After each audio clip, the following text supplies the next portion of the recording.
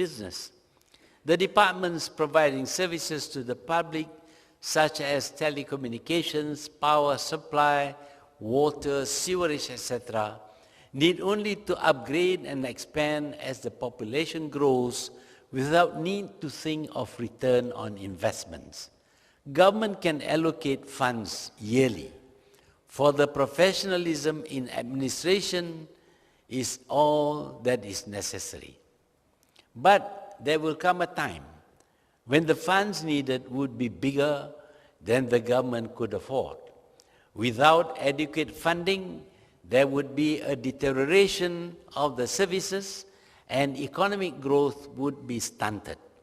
The government may want to get a return on the investments so as to have sufficient funds for operations and development. One approach would be to bring in professional business managers, but these business managers need to be properly compensated. Paying them more than the salaries of the administrators would cause a lot of unhappiness. If privatization is not desirable for some reason or other, then the entity can be corporatized. It would still be owned 100% by the government, but it would be taken out of the administrative system. It could then be run as a corporation with its own system and pay schemes.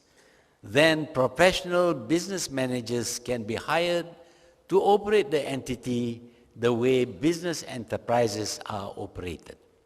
In Malaysia, the National Petroleum Corporation, or Petronas, is 100% owned by the government, but it is incorporated as a business company independent of the government and its operating procedures and rules.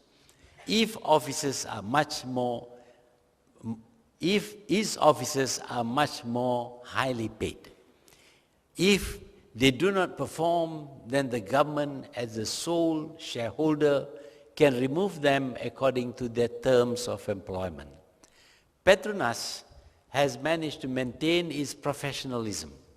Although it is a national petroleum company, it differs from most other national petroleum companies because it involves itself directly in the total petroleum business, from exploration and production to marketing and downstream petrochemical industries. It now operates in over 30 countries in every kind of business involving petroleum and gas.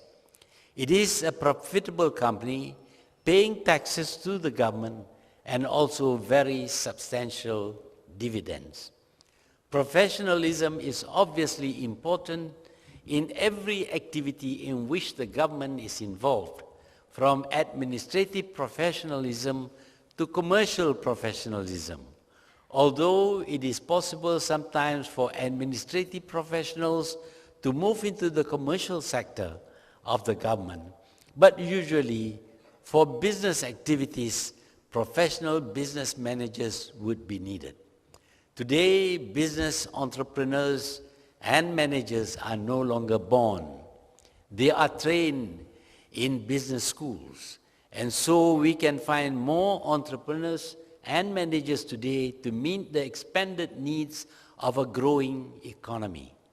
Governments would do well to train as many managers as possible, for even in the administration, the officers are really involved in management, the management of people in order to get the most out of them. Because management is such an important skill in the public as well as the private sectors, a special university had been set up in Malaysia to produce as many managers as possible. An excess of managers is not a waste. They can involve themselves in entrepreneurship and other private business, as well as all kinds of activities where their skill in management would still be an asset. To become a perfectly developed Asian economy requires numerous inputs. I would like to name just one more input. It is that of copying others, copying successful models. Most Eastern countries have tried to copy the Europeans, some successfully, some not so successfully. Like everybody else, Malaysia copied much of the developmental strategies and structures of the European countries. But after World War II, we noticed some countries in the East were recovering and developing faster than the Europeans. Japan's recovery in particular was very remarkable, and so was South Korea. So Malaysia decided to look east also.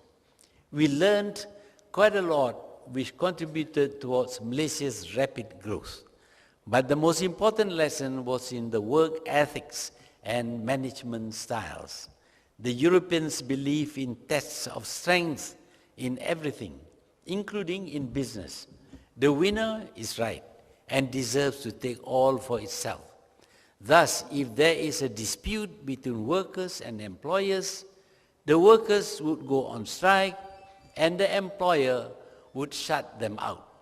One or the other would suffer more and give up. The conflict ends when one party wins. The rights and wrongs are considered irrelevant. Strikes and lockouts add to the cost of production. So do pay increases.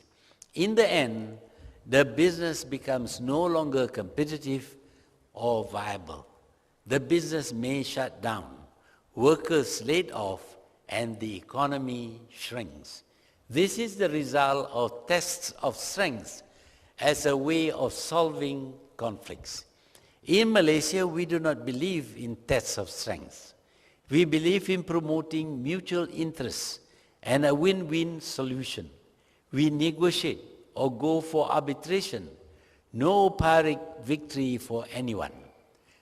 No victors, no losers.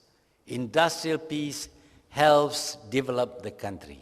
And when the country develops, everyone gains. The employers, the workers, and the general public. Indeed, the whole nation gains. So we look east to find better models, and we have benefited. As you can see, to develop requires a great deal of things to be espoused and done. I have named only a few, but I hope you will find something interesting and something worthwhile. Countries do not develop because of magic or miracles. Countries develop because of painstaking work by everyone, the people, the government, the workers, the employers, the professionals, and just about everyone. Wealth is for sharing, and sharing equitably. Power is also for sharing. Given all this, then there will be development. Not perfect, but good enough for everyone. That is what Malaysia has pursued and what it has achieved. I thank you.